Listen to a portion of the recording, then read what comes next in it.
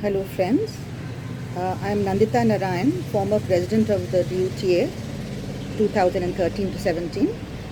I am making this video because we are not able to meet teachers in most colleges and I need to share some extremely important information with you.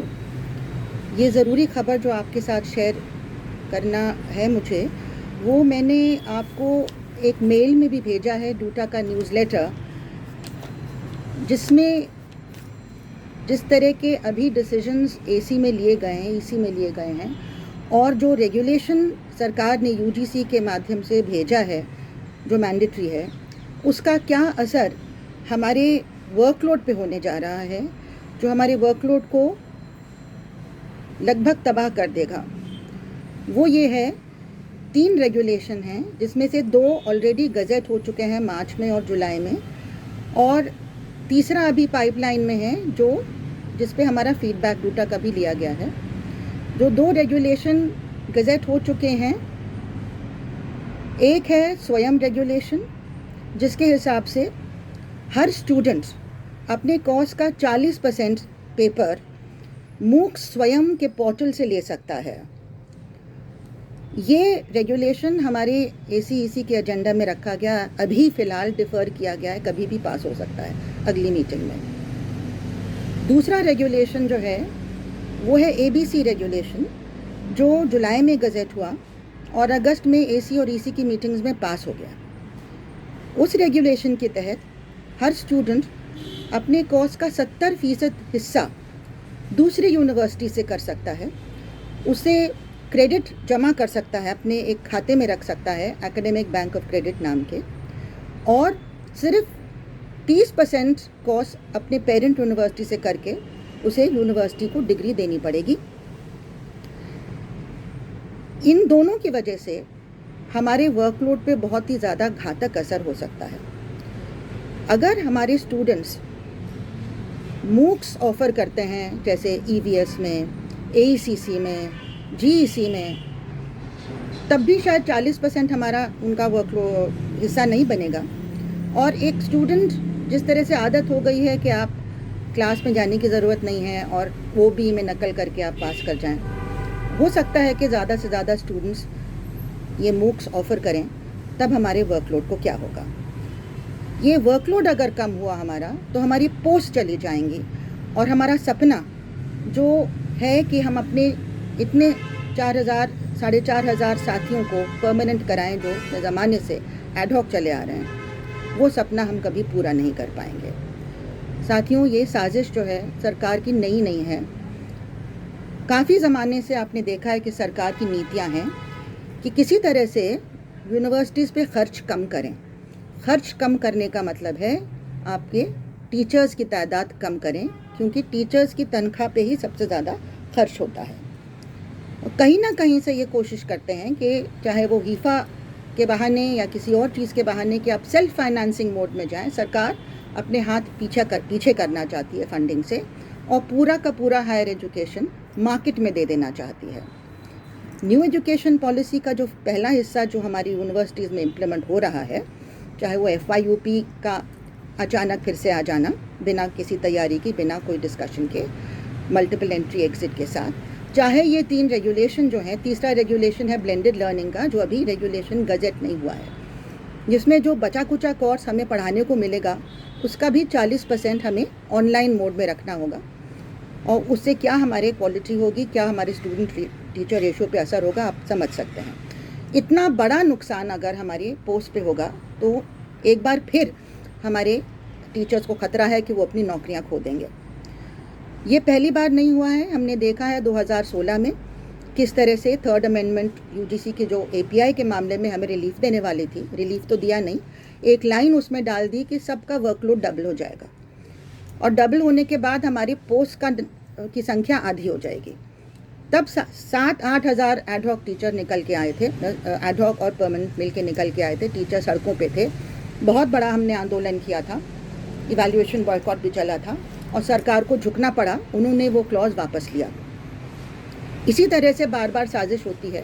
जो high court का order था 2016 दिसंबर में कि 5,000 post क्यों खाली हैं Delhi university में, क्यों भरी नहीं जा रही हैं, उनको तुरंत भरा जाए रेगुलेशन के तहत 2017 जुलाई तक भरा जाए। इसको नाकाम करने के लिए सारी स्क्रीनिंग जब पूरी हो चुकी थी तो सरकार एक दो डिपार्टमेंट, एक कॉलेज में कुछ अपॉइंटमेंट हुए, उसके बाद सरकार ने एक चिट्ठी भेजी यूजीसी से मार्च 2018 में कि अब तो हम रोस्टर बदल के डिपार्टमेंट वाइज रोस्टर फॉलो करेंगे। इसको लड़ने के लिए डूटा ने पूरे देश में एक आंदोलन चलाया, उसमें साथ दिया और पार्लियामेंट में भी मोबिलाइज किया एमपीज़ को। 1 साल तक हम लड़ते रहे, एडहॉक टीचर्स को निकलने नहीं दिया जबकि सारा रोस्टर शिफ्ट हो रहा था, रीशफल हो रहा था।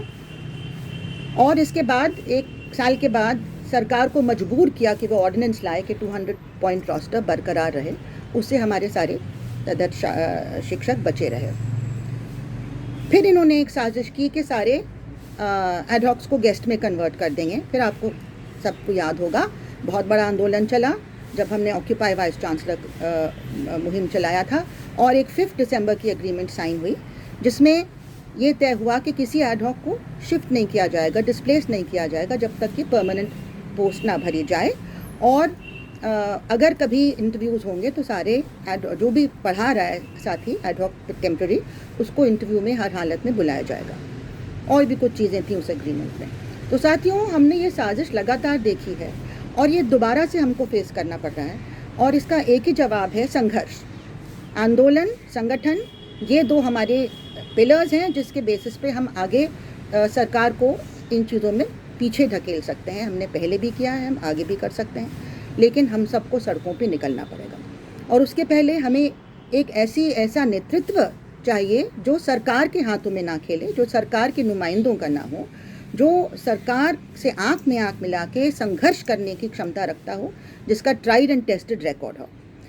साथियों, डीटीएफ की तरफ से हमेशा पिछले कुछ सालों में आपने देखा है जो भी प्रेसिडेंट आए हैं, हमने बड़ी बड़ी लड़ाइयाँ लड़ी हैं, चाहे वो मेरे ज़माने में हो जब मैं प्रेसिडेंट थी, चाहे राजीव रे के ज़माने में, और बहुत कुछ हमने बचाया है इसकी वजह से। इन सारे आंदोलनों में हमारी एक्टिविस्ट जो अभी डूटा की ट्रेजरर हैं, आभा देव हबीब, 2 बार ईसी की मेंबर भी रह चुकी हैं, इनका बहुत ही फ्रंट लाइन में रोल रहा है, बहुत ही इनका इम्पोर्टेंट रोल संघर्ष में रहा है। हम चाह रहे हैं कि आप उनको प्रेसिडेंट्स पोस्ट में अपना मत दे के जिताएँ ताकि नेतृत्व ऐसा हो जो लड़ने की क्षमता रखता हो। साथियों, मैं एक लफ्ज़ परमानेंट साथियों से भी कहना चाहूँगी कि बहुत लंबी लड़ाई के बाद, बहुत लंबे संघर्ष के बाद, जहाँ हमें एपीआई के खिलाफ एक ऑल इंडिया आंदोलन चलाना पड़ा और उसके बाद एक 2018 में रेगुलेशन जो आया उसमें हमें काफ़ी रिलीफ मिली एपीआई को लेके, और उसी की वजह से आज हमारी प्रमोशंस शुरू हुई हैं। इसमें सब का एक साझा एक संघर्ष का एक रोल है जिसकी वजह से हमें इस मामले में रिलीफ मिली है। अब हमारा फ़र्ज़ ये है कि हम फोकस करें कि हमारे जो साथी अपने रोज़गार के लिए लड़ रहे हैं, वो प्राइम हमारी ड्यूटी है। डूटा को भी बचाना है, हमारे साथियों के लाइवलीहुड को भी बचाना है और अंत में अपनी यूनिवर्सिटी को बचाना है। अगर डूटा मजबूत नहीं रहा तो इस यूनिवर्सिटी के टुकड़े होने वाले हैं। जो एनईपी का अगला हिस्सा है कि हर कॉलेज को डिसएफिलिएट होना पड़ेगा यूनिवर्सिटी से, उसके तहत हम में से कोई भी नहीं बचेगा। एक ऑटोनमस कॉलेज में एक बीओजी जो मैनेजमेंट है वो अपनी मर्जी से चलाएगी, एक प्राइवेट दुकान की तरह, और उसमें कोई भी टीचर सुरक्षित नहीं है, चाहे वो परमानेंट हो चाहे वो टेम्पररी एड हो। तो साथियों, हम सबको मिल के लड़ना है सबसे पहले कि वन टाइम रेगुलेशन सरकार दे, ये यूनिवर्सिटी नहीं दे सकती है। अगर कोई ये कह रहा है तो गलत बता रहा है। रेगुलेशन बाइंडिंग होते हैं। सरकार से हमें एक वन टाइम रेगुलेशन चाहिए। जिस सरकार ने 2018 के रेगुलेशन में बहुत अनफॉर्चुनेट एक टर्म डाला रिक्रूटमेंट में कि 100% वेटेज इंटरव्यू को दिया जाएगा, जो एक बर्बादी की तरफ हमें ले जाता है। उसमें हमें कोई गारंटी नहीं है कि कौन सा टीचर बचेगा कौन नहीं बचेगा, ये सिलेक्शन कमेटी की मर्जी के ऊपर है। जो लड़ झगड़ के टीचिंग एक्सपीरियंस 2016 में हमने जुड़वाया था, वो 20% टीचिंग एक्सपीरियंस भी अब नहीं रहा है आपके इंटरव्यू प्रोसेस में। इसलिए साथियों, अब हमको लड़ना है कि one time regulation for absorption, यानी कि जो साथी पढ़ा रहे हैं हमारी यूनिवर्सिटी में उनका वहीं पे परमानेंट हो जाए, ऐसा कोई प्रोसेस सरकार निकाले। ये एक जायज़ मांग है। अगर हर परमानेंट साथी समझता है कि उसको प्रमोशन का हक है, चाहे वो 100% प्रमोशन का हक है, तो और जो जायज़ भी है, तो उसमें किसी भी परमानेंट साथी को भी कोई इतराज़ नहीं है अगर एडहॉक्स को उनका हक मिले, यानी कि इतने सालों से जिन्होंने पढ़ाया है उनका परमानेंट होना एक जायज़ बात है। इसलिए हम इस मामले में सारे टीचर्स यूनाइटेड हैं, चाहे वो परमानेंट हों, चाहे एडहॉक हों, चाहे टेम्पररी हों, और कोई दो मत इसमें नहीं है। हमें मिल के साझी लड़ाई लड़नी है। DTF ने हमेशा एक रिस्पॉन्सिबल लीडरशिप दी है और एक प्रिंसिपल्ड पोजीशन ली है। हमने कभी बेईमानी से कोई पोजीशन आपके सामने नहीं रखी, चाहे हमको उससे वोट भी लूज़ करना हो। आप देखेंगे कि जब रिजर्वेशन पहली दफ़ा दिल्ली यूनिवर्सिटी में आया तब हम अकेले खड़े थे रिजर्वेशन के सपोर्ट में, और हमारे प्रेसिडेंट को रिज़ाइन भी करना पड़ा था, मुरली मनोहर प्रसाद सिंह को, क्योंकि डूटा उस टाइम पे एंटी मंडल पोजीशन ले रही थी, डूटा जनरल बॉडी। हमने उसके बाद कई इलेक्शन हमने हारे भी, लेकिन हम प्रिंसिपल पोजीशन ईमानदारी से आपके सामने रखते हैं, पोजीशन के मामले में भी और स्ट्रैटेजी के मामले में भी। जब हमें लगता है कि आंदोलन कमज़ोर हो रहा है तो हम आपके सामने जनरल बॉडी में रखते हैं कि हमें अब इस मोड ऑफ एजिटेशन को बदलना चाहिए, चाहे वो इवैल्यूएशन बॉयकॉट हो, चाहे वो इंडेफिनिट स्ट्राइक हो। अगर ऐसे आंदोलन में 200, 250, 300 लोग ही आ रहे हैं, वो सिर्फ डूटा को कमज़ोर करता है। हमें स्टाफ एसोसिएशंस के थ्रू काम करना है, उनको मजबूत बनाना है, उनको कॉन्फिडेंस में लेके ऐसे स्ट्रैटेजीज़ को अपनाना है जो सक्सेसफुल हों, जिसमें आपके 7-8 हज़ार टीचर सड़कों पे आएँ। तो आप देखेंगे कि बेईमानी से हम कोई भी आंदोलन नहीं चला सकते हैं कि एक तरफ हम कहेंगे कि नहीं इवैल्यूएशन बॉयकॉट करो और खुद जाके इवैल्यूएशंस कर रहे हैं पीछे छिप के कॉलेजेस में, या हम कहेंगे कि इंडेफिनिट स्ट्राइक करो और खुद जाके कॉलेजेस में बैठ के हम लोग साइन कर रहे हैं। DTF के लोग जो भी डिसीजन होता है जनरल बॉडी का, वो हम सर आँखों पे रख के उसको फॉलो करते हैं ईमानदारी से। बेशक हम जनरल बॉडी में अपनी राय, अपना अलग मत हम ईमानदारी से आपके सामने रखते हों। यही आपको उम्मीद होनी चाहिए अपनी लीडरशिप से कि वो पॉपुलर सिर्फ होने के लिए बात नहीं रखे, वो आपके सामने अपनी सच्ची पोजीशन जो है, प्रिंसिपल पोजीशन, और सच्चा एनालिसिस स्ट्रैटेजी को लेके रखे, और इसी तरह से हम आगे जाके सक्सेसफुल आंदोलन कर सकते हैं। इसी वजह से पहले भी हमारे जो आंदोलन हैं वो सक्सेसफुल हुए हैं, चाहे वो 2016 का हो, चाहे 2018 का हो, 19 का हो।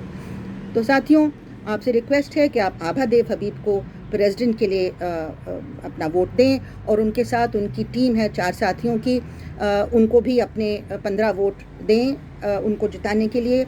उनमें से मैं भी एक हूँ, और हमारे साथ साथ हमारे और भी प्रोग्रेसिव साथी हैं DTF के अलावा, जिन्होंने एक बेहतरीन योगदान दिया है सारे संघर्षों में। कंसिस्टेंटली वो बिल्कुल आगे रहे हैं, चाहे वो FYUP का ज़माना हो जब हमें दिनेश सिंह के जो बहुत ही नकारात्मक पॉलिसीज़ थे उनके खिलाफ़ खड़ा होना पड़ा, चाहे वो ये जो 2016 का आंदोलन हो, चाहे वो 2017 रोस्टर वाली लड़ाई हो 2018 की, चाहे वो 2019 में ये गेस्ट में तब्दीली वाली लड़ाई हो। उन साथियों को भी आप सपोर्ट करें ताकि एक स्ट्रॉन्ग लीडरशिप आपके सामने आए जो सब साथियों के लिए करें, one for all and all for one. Due to को हम टुकड़ों में नहीं देख सकते हैं कि तदर्थ के इंटरेस्ट, परमानेंट के इंटरेस्ट, पेंशन के इंटरेस्ट, प्रमोशन के इंटरेस्ट सब एक हैं। हमें इस यूनिवर्सिटी को बचाना है, इस संगठन को बचाना है। डूटा जो हमारी माँ की तरह, जिसने हमें हमेशा प्रोटेक्ट किया है, इस संगठन को हमें बचाना है और इस यूनिवर्सिटी को हमें बचाना है। इसी के साथ मैं अपनी बात ख़त्म करती हूँ, इसी अपील के साथ मैं अपनी बात यहाँ पे ख़त्म करती हूँ। Thank you so much.